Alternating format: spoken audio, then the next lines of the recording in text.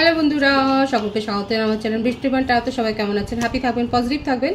Gender specific reading এটা একদম নয়। আমার ভিউস মেল অথবা ফিমেল যে কেউ হতে পারে। টাইমলেস কালেক্টিভ জেনারেল পিক করা বলে সবসময় সব কথা আপনার সাথে রেজোনেট নাও করতে পারে।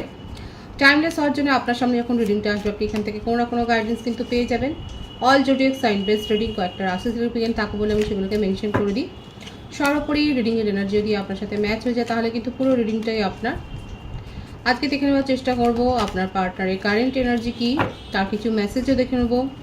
আপনার কারেন্ট এনার্জি ডিভাইনের গাইডেন্স কিছু থাকলে সেটাও দেখে নেওয়ার চেষ্টা করব। রিলেশনশিপের হ্যাপি মোমেন্টস ভাবতে পারেন, পার্সনের নাম ভাবতে পারেন, তার ছবিও ভাবতে পারেন।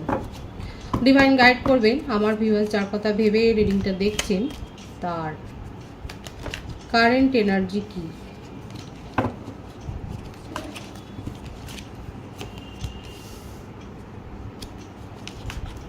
Maturity, mind,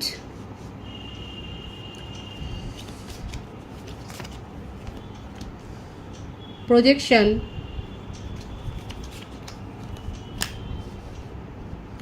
inner voice,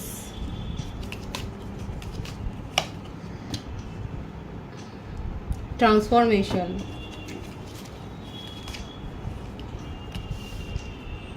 playfulness,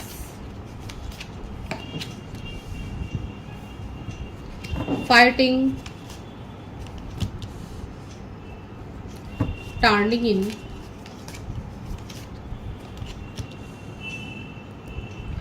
comparison,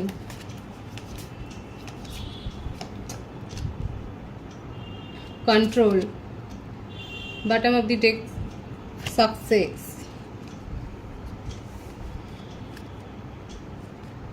বৃষভ, কন্যা, মকর, মেষ, সিংহ, ধনু, মিথুন, তুলা, কুম্ভ, কর্কট, বৃশ্চিক, মীন। মীন রাশি, বৃশ্চিক রাশি, সিংহ রাশি,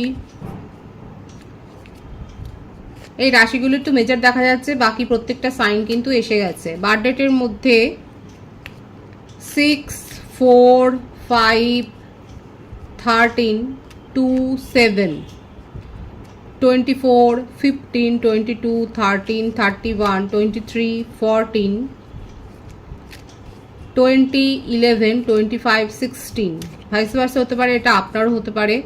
বার্থ মান্থের মধ্যে এপ্রিল, ফেব্রুয়ারি, মার্চ, জুলাই, জুন, মে, এই মাসগুলো বেশি দেখা যাচ্ছে। আপনাদের মধ্যে হয়তো এজ ডিফারেন্সটা বেশি নেই। স্টুডেন্ট, অফিস কলিগ, অনেক বেশি ঝগড়াঝাটি করেন, মানে আপনাদের রিলেশনশিপ কি আছে, মানে ফাইটিংয়ের রিলেশনশিপ। দেখুন ফাইটিং এসছে এখানে। এখানে দুজনেই সম্পর্কটাকে নিয়ে একটা ইম্যাচিওর বিহেভিয়ার কিন্তু করেছেন, কিন্তু যেহেতু বটম অফ দি ডেক আছে সাকসেস, মানে এখানে যেটাই হোক না কেন আপনারা এইভাবেই একে অপরের সাথে যে প্রজেকশনের যে ব্যাপারটা আছে যুক্ত। দুজনেই চুটিয়ে অন্য রিলেশনশিপও এনজয় করেছেন, কিংবা আপনাদের জীবনে যে এক্স ছিল তার কারণে যে আপনাদের দুজনেরই মাইন্ডের অবস্থা এরকম, আপনার পার্টনারের মাইন্ডের অবস্থা তো এরকম। সব থেকে বড় কথা, আপনাকে কোনো দিন সেইভাবে স্টেবিলিটি দেননি, অন অফ সিচুয়েশান তৈরি করেছে। ওনার জীবনে কোনো বেস্ট ফ্রেন্ড কিংবা রিলেটিভসের মধ্যে কেউ, কিংবা ওনার বাড়িতে কোনো ফেমিনিন এনার্জি, ওনার মাও হতে পারেন, আন্ট হতে পারে, কেউ না কেউ আছে যার প্রভাব আপনার পার্টনারের উপর কিন্তু বেশি। আপাতত আপনাদের মধ্যে পুরোপুরি সেপারেশন, ট্রান্সফরমেশনের মধ্য দিয়ে যাচ্ছে, আপনার পার্টনারও যাচ্ছে, আপনিও যাচ্ছেন, এবং অ্যাকচুয়ালি উনি বোঝবার চেষ্টা করছে যে এই সম্পর্কটা নিয়ে এখন কি ভাবা যায়। প্লেফুলনেসের এনার্জিতে ছিলেন, আসা যাওয়া, অন অফ পজিশন তৈরি করা, যথেষ্ট আপনাদের মধ্যে ফাইটিং হয়েছে সেটাও দেখা যাচ্ছে। তবে ওনার নেচারটা হচ্ছে এইরকমই। ওনাকে নিয়ে যে আপনি যদি ভাবেন যে সবাই খুব একটা হ্যাপি আছে সেরকম না। ওনার ফ্যামিলিতেও ওনাকে নিয়ে সমস্যা, ঠিক এই কারণেই সমস্যা, কারণ নিজের মতে স্থির নেই। আপনার পার্টনার ভীষণ ফ্রিকল মাইন্ডের, আর সব থেকে বড় কথা উনি ভিকটিম সাজতে খুব পছন্দ করেন। কোথাও কোনো কম্পিটিশান একদম সেখান থেকে এড়িয়ে যাওয়া, পালিয়ে যাওয়া বলতে পারেন। আবার তার উপর আছে ইগো, মানে কেউ তাকে যদি পয়েন্ট আউট করে তার খামতিগুলোর দিকে, তখন সে তার থেকে মানে 7 হাত দূরে। এই কারণেই আপনাদের মধ্যে ফাইটিংটা হয়েছে, কারণ ওনার এই ধরনের ব্যবহারগুলো আপনি টলারেট করেননি। হ্যাঁ, আপনার নিজের জীবনেও আপনি ব্যস্ত ছিলেন। এখানে দেখা যাচ্ছে কার্ডের ভাইবসে যে দুজনের মধ্যে মানে এই ধরনের একটা ছিল ব্যাপার, যে উনি যদি ব্যস্ত থাকেন আপনি লিটারেলি আপনার এনার্জিটা আমি পরে দেখব। এখানে দেখা যাচ্ছে আপনার পার্টনার কিন্তু ভিকটিম রোল প্লে করতে ভালোবাসে, এবং ওনাকে নিয়ে সবাই যে খুব একটা সুখী সেটা নয়।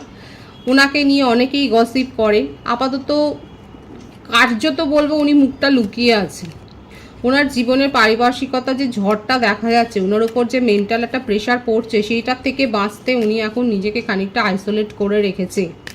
দেখতেই পাচ্ছেন উনি নিজেকে খানিকটা আইসোলেট করে রেখেছেন, হয়তো কোথাও বেড়াতে গেছেন, সেটাও দেখা যাচ্ছে। তারপর নিজের ইগোর থেকে বেরিয়ে উনি কিছু করবেন, কারণ আপনার সাথে সেপারেশন আছে। মনের মধ্যে যতই যাই চলুক না কেন, কারণ এখানে উনি চান যে আপনার মতো কেউ যদি তার জীবনে থাকে তাহলে তার জীবনটা শুধরাবে, এটা উনি খুব ভালো করে জানেন, কিন্তু আপনাকে পাত্তাও দেবেন না। এই সত্যিটা স্বীকার করতে চাইছে না যে আপনার উপস্থিতি, আপনার প্রেজেন্স তার জীবনে কতটা গুরুত্বপূর্ণ। এই ব্যাপারটা কিন্তু উনি একদম মানতে চাইছেন না। উল্টে উনি কি করছেন, উনি ফ্লার্ট করে যাচ্ছেন। প্লেফুলনেসের এনার্জি, ওনার কাছে একের অধিক চয়েস আছে, সেইগুলো নিয়ে ভাবছেন, সেইগুলোকে এনজয় করার চেষ্টা করছেন এবং উপভোগ করারও চেষ্টা করছে। কিন্তু আলটিমেট কি হচ্ছে, আলটিমেট কিছু হচ্ছে না। সেখান থেকে উনি নিরাশাই পাচ্ছেন, কারণ উনি খুব ভালো করে জানেন যে আপনি যেভাবে উনাকে কন্ট্রোল, মানে আপনি যেভাবে উনাকে সাথ দিয়েছেন, যেভাবে সাপোর্টটা করেছেন, সেই সাপোর্টটা উনি পাচ্ছেন না। উনি যদি পেতেন, হ্যাঁ, এবার আপনার প্রশ্ন থাকতে পারে যে উনি যদি পেতেন তাহলে কি উনি মুভ অন করতেন? অবশ্যই করতেন, কারণ উনি যেখানে থাকবেন ওখানে উনি একাই থাকবেন। মানে উনি 4টে জায়গায় ঘুরে বেড়াতেই পারেন, বাট উনি যার সাথে থাকবেন সে শুধু তাকেই ভজনা করবে, তার সাথেই থাকবে, এই ব্যাপারটা জানেন। মানে আপনি যেহেতু টিট ফর ট্যাট করেছেন, কারণ ফাইটিংয়ের এনার্জি এসছে, আপনি তার অন অফ সিচুয়েশনের জবাবে আপনিও যে তাকে ব্লক করেছেন বা আনফলো করেছেন বা এই ধরনের সেপারেশনটা ক্রিয়েট করেছেন, এই ব্যাপারগুলোই তাকে একদম পাগল করে দিচ্ছে। আপনি যত সেপারেশন ক্রিয়েট করছেন তত উনি আপনার প্রতি অ্যাট্রাকশন অনুভব করছে, এবং আলটিমেট তার ফল যেটা হবার সেটাই হচ্ছে যে উনি কিন্তু এটাই ভাবছেন যে আপনার সাথে রিলেশনশিপটা যদি গ্রো হয় তাহলে ভালো হবে, কারণ উনি আপনার সাথে রিলেশনশিপটাকে এনজয় করতে চান, একটা সাকসেস চান, সেটাই কিন্তু দেখা যাচ্ছে। এবং দেখুন এই এসছে এবারে যে উনি অ্যাডজাস্টমেন্টেও রাজি, সেপারেশনে আছেন বলেই এখন হয়তো এইসব কথাগুলো মনে হচ্ছে, কারণ বারংবার আপনাদের মধ্যে অন অফ সিচুয়েশন তৈরি হয়েছে, হয়তো বারবার উনি এইভাবেই ফিরে এসছেন। এটাও হতে পারে এই সিনারিওটা। দেখুন কালেকটিভ এনার্জি, আপনি অন্য কোথাও রিলেশনশিপ গ্রো করবেন সেটা উনি চান না, এবং সেই কারণেই উনি আপনার কাছে ফিরে আসতে চাইছেন। এটাও কিন্তু একটা কারণ হতে পারে উনি আপনার কাছে ফিরে আসার, কারণ উনি চান না যে আপনি ওনাকে ছাড়া আর কাউকে ভাবুন বা আর কাউকে প্রায়োরিটি দিন, নিজের লাইফে ইম্পর্টেন্স দিন, এবং সেই জন্যেই উনি কিন্তু এই ব্যাপারটা কিন্তু এসছে। এবার বাকিটা আমার ভিউয়ার্সরা যাচাই করে দেখবেন, কারণ উনি এই কারণে আপনার সাথে একটা সাকসেস চান এবং এটার জন্যই উনি আটকে রাখতে চান। এখানে যেটা দেখা যাচ্ছে পজিটিভলি উনি আপনার সাথে কিন্তু যোগাযোগ করতে চায়। নিজেই সেপারেশন ক্রিয়েট করেছিলেন, কিন্তু নিজেই আনব্লক করবেন। যদি আপনারা ব্লক না করে থাকেন তাহলে দেখবেন যে উনি আনব্লক করে আপনার সাথে কমিউনিকেশনে আসবেন। নেক্সট 24 ডেজ ম্যাক্সিমাম বললাম, 24 ডেজের মধ্যে একটা কমিউনিকেশন তো আপনি আশা করতেই পারেন ওনার কাছ থেকে, কারণ আপনাকে খুব মিস করছে, আপনাকে নিয়ে পজিটিভ হয়ে যাচ্ছে, আপনাকে নিয়ে জেলাসি ফিল করছেন। হতে পারে আপনি হয়তো এমন কোনো ডিপি দিয়েছেন বা স্ট্যাটাস দিয়েছেন যাতে ওনার অস্তিত্ব কিছু দিক, হয়তো আপনি আপনার স্ট্যাটাস থেকে ওনার নামও মুছে দিয়েছেন। এটার জন্যই উনি এত বেশি জেলাসি ফিল করছেন যে উনি আপনার জীবনে ফিরে আসতে চান, রিএন্টার করতে চান, এবং আপনি অন্য কোথাও যাবেন না, এটাই উনি চান। এটাই তার কারেন্ট এনার্জিতে কিন্তু দেখা যাচ্ছে, এটাই প্রতিষ্ঠা করছেন উনি। আপনার কারেন্ট এনার্জিটা দেখব। Innocence, courage, celebration, integration, experiencing. Long distance relationship যাদের আছে তাদের ক্ষেত্রে বলবো আপনারা একটা হায়ার সোল কানেকশানে আছেন।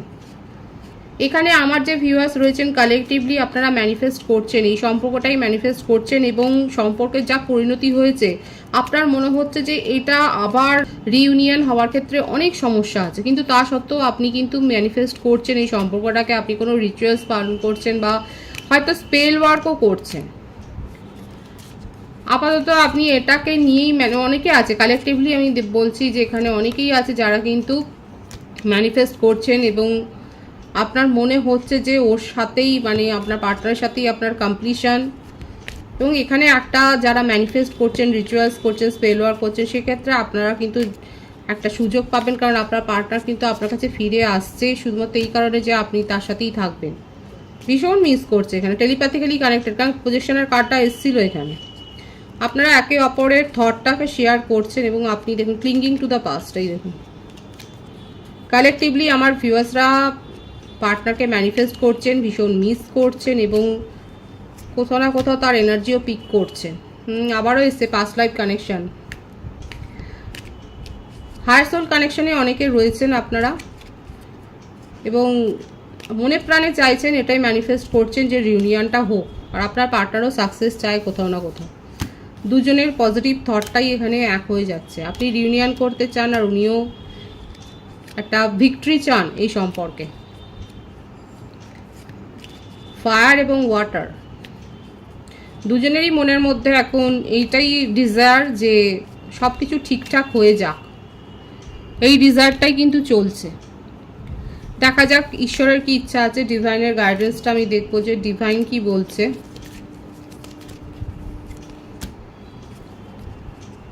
Isolation, the rebel, নথিংনেস,